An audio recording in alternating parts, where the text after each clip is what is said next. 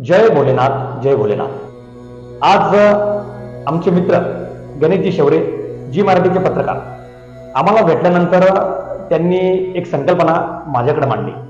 मी प्रवीण घुमरे, उंबरखेडचा मूळचा रहिवासी। गणेश भाऊंनी मला सांगितलं की श्रावण महिन्याचं पवित्र औचित्य साधून आपण जी शिवजींची भक्ती करतात अशा भक्तांना जी मराठी वाहिनीच्या माध्यमातून आपण वेगवेगळ्या भागांचं, वेगवेगळ्या मंदिरांचं दर्शन करूया आणि दर्शन घडूया।